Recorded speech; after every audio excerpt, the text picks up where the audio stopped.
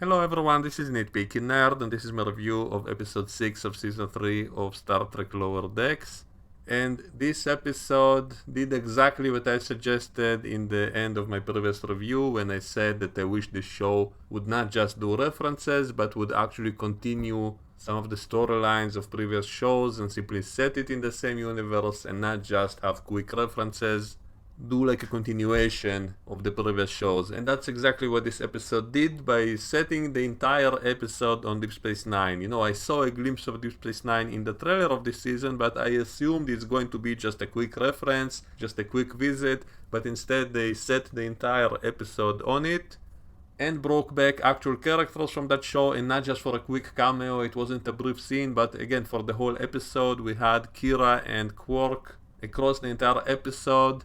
I did have a small issue with Quark's voice because it sounded a little bit different. Like, I don't know if it's because he wasn't wearing his Ferengi teeth, or maybe he wasn't used to wearing them anymore, so something was slightly off about his voice, but it was a really small nitpick. It was great hearing Armin and the Nano Visitor, and this episode actually felt like it's set in the old classic Star Trek universe, with the same characters, the same setting. As always, the attention to detail was great, everything looked exactly like it should, and it continued one of the minor storylines in Deep Space Nine, which was kind of left hanging and was never really finished. It never led to anything. That whole storyline with Quark dealing with the Karama, who were members of the Dominion.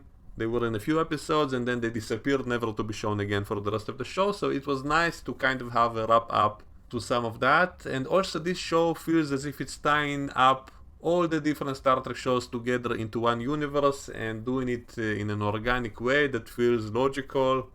For example, in Star Trek Picard we had a glimpse of Quark's bar on a completely different planet, so apparently his bar became a franchise across the quadrant, and in this episode they confirm it by saying that Quark invented some new replicator which is really popular, and that's what allowed him to be so successful.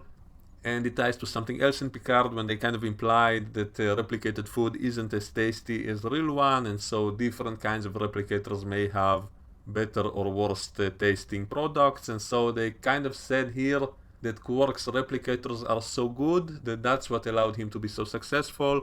And also it turns out that he stole the technology from the Karama when he was dealing with them in the Gamma Quadrant. He stole some of their technology and made it into this new replicator which allowed it to be so successful. And that's kind of a classic Quark trait as well. So that's what I mean when they tie everything together in an organic way. Everything makes sense, the characters make sense. It actually felt like watching a Deep Space Nine episode again, even though in an animated form, but still very faithful to the original, and everything looked exactly as it should. And all the little things like Morn still sitting at the bar, and the way the promenade looks, and the airlocks, and all the rooms we see on the station look exactly as they should. And also apparently Kira knows Shax because they were in the Resistance together. That was a little bit silly because it makes the universe feel smaller, that he's a Bajoran, she's a Bajoran, so of course they were in the same Resistance cell in the past. So that was a little bit silly, but this is a comedy show, so I'm willing to accept it. And there's another subplot about Tandy and Rappaport meeting another Orion Starfleet officer on the station, and he keeps bragging about being an Orion and how much he knows how to be a pirate and all of that. And when they actually need him to do something, then it turns out he doesn't actually know anything about space piracy, and he was just pretending, and he was actually adopted by humans and grew up on Earth, and so he's just pretending to be a super Orion. And that whole thing kind of reminds me of Worf, who was also acting more Klingon than other Klingons, and he didn't even grow up among Klingons, so maybe that's why he was kind of overcompensating for that by being more Klingon than other Klingons, because he kind of read about it in all kinds of places and didn't actually live it. And so I found that whole thing kind of funny as well. And also they try to kind of explain away the differences between different Orions, even the color is slightly different, and he said something to Tandy about her being from a different hemisphere or something like that. I think it might be a poke at something they said in Star Trek Picard about the Romulans, that different kinds of Romulans come from different parts of their planet, which explains why some Romulans have the foreheads and some of them don't. And here they said something similar about the different kinds of Orions, so that can be used to explain why they kind of look different in the different shows. And so that's another example of a good attention to detail and the show's attempts to kind of tie it all together and to explain all the inconsistencies. And Tandy even said that not all Orion females can produce the super pheromones that we heard about in Enterprise. And so there's so many good references, and it all feels organic. It all ties together well and used for comedy at the same time. And speaking of the different looking aliens from the different shows, we also have a few glimpses of what looks like Star Trek Discovery's Klingons. They pop up once in a while in different places in the show, but most of the Klingons we see are the TNG Klingons, who are the better version in my opinion. And yet the show kind of acknowledges the existence of that different group of Klingons because they do apparently show up once in a while. But they didn't try to explain that difference away yet. I wonder if they'll do that. Maybe they're waiting to see what Star Trek Discovery will do with those Klingons before they try to explain anything away. And another thing that reminds me of Star Trek Discovery is Mariner, who is really similar to Michael Burnham, only even more exaggerated. And at first it was really annoying in the show because this character is kind of obnoxious in many ways, but I chose to look at it as like a parody of Michael Burnham, as like poking fun at all of that, and so that's how I'm able to enjoy that.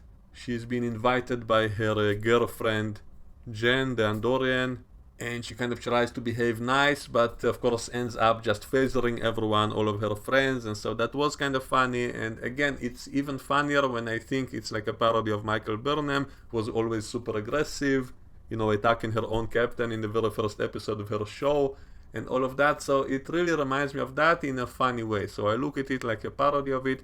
And the whole thing with the same-sex relationship also is kind of similar to Discovery, but surprisingly it's not annoying in any way here. Here it actually feels organic. In Discovery they kind of make a big deal out of it without any relevance to the rest of the show. Like they kind of show it off without any reason other than to show it off. And so often it felt really unnatural and artificial and forced and badly written, and so it was often annoying, not because it was a same-sex relationship and whatever, but because of the way they did it. And yet here it all feels natural and casual, and it's just a small detail. So it was so much better done here that it kind of surprised me of how unannoying it was. If you compare it with Star Trek Picard, which suddenly decided that Seven and Raffi are a couple, and they were so annoying all across season 2 of Picard. They kept arguing against each other and fighting each other, and yet supposed to be lovers at the same time. It didn't make any sense. That's what I mean when I say it's badly written. And here it was done so much better because their relationship was well written in how Jen said that Mariner doesn't have to behave differently near her friends because the way she acted originally, that's what she liked about her and all of that. And her friends were kind of annoying, but that was the point because that was meant to be satisfying after Mariner phasers all of them in the end, and that was a great and funny scene as well. And there was also a funny moment in their party when one of those ladies was kind of telling a dark story, and she said that it was a dark and stormy 57162.3, referring to days as star dates and all of that. So I found that really funny for some reason. And in the very end of the episode, it turns out that Quark knows Mariner as well, which is what they always do, that somehow Mariner knows everything about the Star Trek galaxy and everyone in the galaxy knows her. And that's also kind of similar to the Michael Burnham thing, that she's the center of the universe and all of that.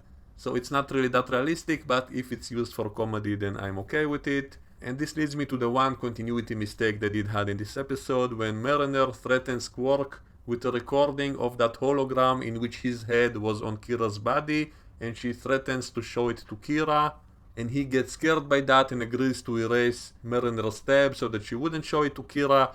Now this is a reference to a scene in the Deep Space Nine episode Meridian, in which Quark was trying to take a holographic image of Kira to sell it to a customer of his, and Kira found out about it, and she is the one who programmed that hologram in the first place as a surprise to his client. And so Mariner threatening to show it to Kira doesn't make any sense, since Kira is the one who made it, so obviously she knows about it already.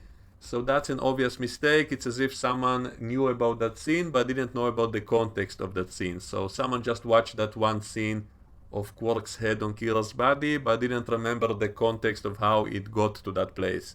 And so that really annoyed me. It kind of keeps me from giving this episode a 10 out of 10 because that's kind of a big continuity mistake. There is one way to try to explain it by saying that maybe Quark didn't know that it was Kira who made that hologram.